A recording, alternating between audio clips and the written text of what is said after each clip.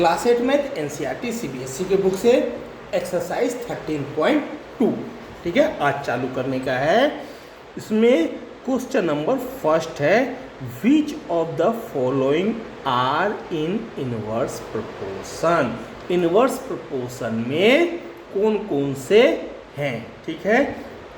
The number of workers on a job and the time to complete the job, ठीक है। Number of workers और time to complete the job, ये दो जो हैं वो इन्वर्सली प्रोपोर्शनल हैं या डायरेक्टली प्रोपोर्शनल है। सोचिए तो क्या होगा कि किसी भी जॉब को कंप्लीट करने के लिए मान लीजिए कोई एक आइटम ही बना रहा है या मान लीजिए कहीं गड्ढा ही करने का है, तो मान लीजिए 5 लेबर एक पिट जो है डिग करता है, ठीक है।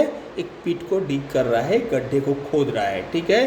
तो 5 लेबर यदि कर रहा है तो मान लीजिए 1 day they will take 1 day, ठीक है।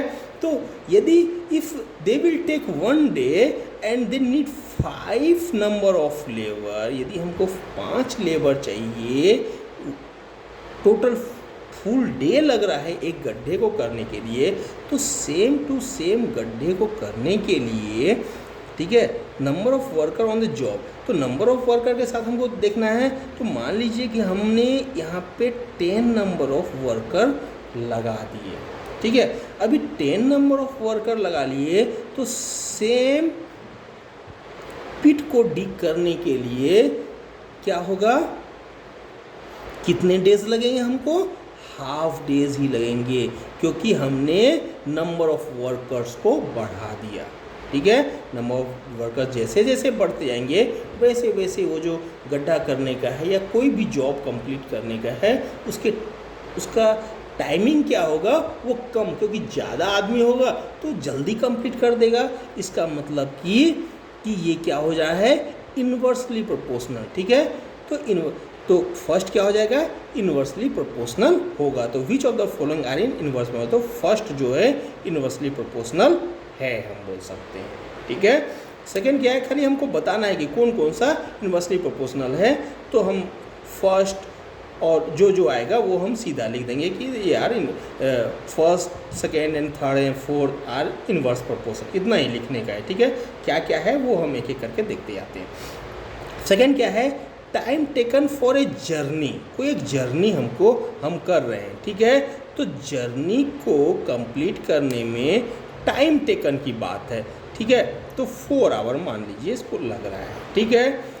And the distance travel in a uniform speed हमको रखना है यूनिफॉर्म, मान लीजिए 20 किलोमीटर पर आवर हमने रखा, ठीक है। स्पीड को यूनिफॉर्म रखना है, चेंज क्या करना है, time taken for a journey and distance travel, distance जो है वो मान लीजिए कितना है, तो ये तो 3 आवर्स में ही हो जाएंगे ना। यदि 60 किलोमीटर डालेंगे तो 3 आवर्स में हो जाएगा, ठीक है। तो इसको हमको यूनिफॉर्म रखना है, डिस्टेंस ट्रेवल और टाइम टेकन दोनों के बीच में हमको देखना है, ठीक है। तो 20 किलोमीटर पर आवर है, डिस्टेंस हमने 80 किलोमीटर किया तो आवर 4 लगेंगे, 100 किलोमीटर किया तो आवर 5 लगेंगे। चेंज क्या क्या करना है, टाइम टेकन और डिस्टेंस, ठीक है।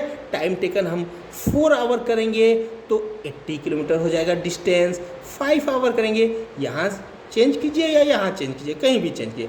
6 आवर रेगुलर, यदि 20 किलोमीटर पर आवर से कोई बाइक चल रहा है, कोई कार चल रहा है, 6 आवर तक चलेगा, तो वो definitely they will reach 120 kilometre. That means if the number of hour will increase, distance traveled by the car will also increase on the uniform speed, okay। तो ये क्या है, it is not the inversely proportional, क्योंकि हमको inversely proportional के बारे में बताने का है, तो that means it is not the inversely, it is the directly proportional। तो directly proportional तो हमको बताना नहीं है हमको, तो इन्वर्सली प्रोपोर्शनल बनाना, तो हम क्या बोलेंगे कि it is not in inverse, in inverse proportion. तो फर्स्ट आया, सेकेंड तो नहीं आया। थर्ड को देखते हैं, area of cultivated land and crop harvested. ठीक है, हमारे पास कल्टिवेटेड लैंड कितना है और क्रॉप हम कितना हार्वेस्ट करते हैं। ठीक है, तो लैंड हमारे पास यदि इतना सा लैंड है तो 5 kg राइस हम हार्वेस्ट कर सकते हैं। एक सिंपल मतलब एज्यूम कर लीजिए आप कि इतना सा लैंड है, 100 स्क्वायर मीटर या 1000 स्क्वायर मीटर, जो भी आप एज्यूम करना चाहें। ठीक है, तो 5 kg राइस हम हार्वेस्ट कर सकते हैं।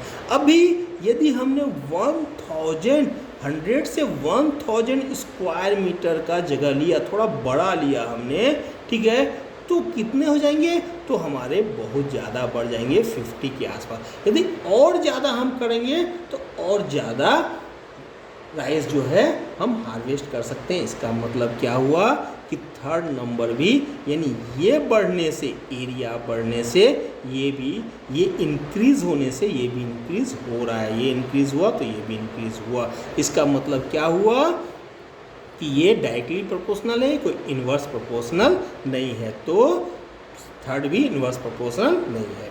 फोर्थ क्या है, time taken for a fixed journey. ठीक है, जर्नी फिक्स्ड है, इसका मतलब डिस्टेंस फिक्स है। इस बार हमारा डिस्टेंस फिक्स है। ठीक है, जर्नी फिक्स है, इसका मतलब क्या हुआ कि मान लीजिए आप नागपुर जा रहे हैं, आप दिल्ली जा रहे हैं या कहीं भी जा रहे हैं, तो आप दिल्ली जा रहे हैं, उसके लिए आपका क्या होगा कि डिस्टेंस फिक्स, आप जिस जगह से जा रहे हैं वहाँ से वो हो सकता है 120 किलोमीटर हो या हो सकता है 200 किलोमीटर, तो वो 200 किलोमीटर फिक्स है। ठीक है, तो टाइम टेकन फॉर, तो टाइम टेकन हमको बताने का है, टाइम टेकन को हमको क्या करना है, इंक्रीज और डिक्रीज करने का है। फॉर ए फिक्स जर्नी को फिक्स रखना है, and speed of the vehicle, और स्पीड भी हमको चेंज करना है। अब समझिए यदि 200 किलोमीटर है, ठीक है, 20 के स्पीड से जाएंगे, 20 का स्पीड रखिए 10 आवर्स लगेंगे। ठीक है, 40 का स्पीड रखिए 5 आवर्स लगेंगे। ठीक है, 40 किलोमीटर पर आवर है, तो 40 किलोमीटर पर आवर, 1 आवर में 40, 2 आवर में 80, 3 आवर में 120, 4 आवर 160, 5 आवर में 200, 5 आवर में 200 किलोमीटर पहुंच जाएगा। यानी कि क्या हो गया, ये 5 आवर्स लगेंगे। 80 रख दीजिए, या 80 नहीं रखेंगे तो आप 50 रखिए, तो 50 में क्या 4 ही आवर्स लगेंगे। इसका मतलब क्या हुआ कि ये इंक्रीज़ हो रहा है तो ये डिक्रीज़ हो रहा है। 10 से 5 हो गया, 5 से 4 हो गया, ये डिक्रीज़ हो रहा है। तो इसका मतलब क्या हुआ कि यस, इट इज़ द क्या है, इन्वर्सली प्रोपोर्शनल है। तो फर्स्ट हुआ, फोर्थ हुआ, उसके बाद क्या है, the population of the country, country का population and area of land per person. ठीक है, कंट्री का पॉपुलेशन मान लीजिए 100 है, ठीक है, तो 100 में क्या हुआ कि हर एक पर्सन के पास मान लीजिए 1000 स्क्वायर मीटर का कंट्री है, 1000 स्क्वायर मीटर का कंट्री है, 100 पर्सन हैं, तो उसमें क्या होगा कि एवरी पर्सन विल टेक, यदि आप समान सब में डिवाइड करेंगे तो every person will take 10 square metre. ठीक है, सभी के पास 10 स्क्वायर मीटर का प्लेस तो होगा। ठीक है, यदि 1000 स्क्वायर मीटर का पूरा कंट्री है और 100% कंट्री में पर्सन्स हैं। ठीक है, अब क्या हुआ कि पर्सन यदि बढ़ गए, ठीक है, the population of the country, country का पॉपुलेशन 100 है, ठीक है, तो पॉपुलेशन यदि बढ़ गया and the area of land per person, ठीक है, तो area of land per person क्या हुआ, 10 स्क्वायर मीटर पर पर्सन हुआ अभी। ठीक है, 100 पर्सन है, 1000 स्क्वायर मीटर का कंट्री है, तो क्या हुआ कि 10 स्क्वायर पर पर्सन, स्क्वायर मीटर पर पर्सन आपको लैंड मिला। ठीक है, कंट्री का एरिया तो चेंज हो नहीं सकता, तो 1000 स्क्वायर मीटर तो फिक्स ही है। अब पर्सन पॉपुलेशन क्या हो गया, पॉपुलेशन यदि इंक्रीज हुआ 200 हो गया, 200 होगा तो क्या हो जाएगा, ये सीधा 5 स्क्वायर मीटर पर पर्सन आदमी को यदि सेम टू सेम डिवाइड करेंगे तो 5 स्क्वायर मीटर हो जाएगा। यही 500 पर्सन हो गया, पॉपुलेशन बढ़ के 500 पर्सन उस कंट्री का हो गया, तो पर पर्सन को कितना लैंड मिलेगा, तो कितना हो जाएंगे वो, सिर्फ 2 स्क्वायर मीटर पर पर्सन हो जाएंगे। यानी क्या होगा, जैसे जैसे पॉपुलेशन बढ़ेगा वैसे वैसे क्या है, area of land per person कम होता जाएगा, यानी कि ये जो है इनवर्सली प्रोपोर्शनल है। ठीक है, तो लास्ट में क्या लिखेंगे, 1, 4 एंड 5 क्या है, 1, 4 and 5 we are following are in inverse proportion. ठीक है, ये जो हैं वो इनवर्स प्रोपोर्शन में हैं। ठीक है, क्वेश्चन नंबर 1 कंप्लीट हो गया, समझ में भी आ गया होगा आप लोगों को। ठीक है।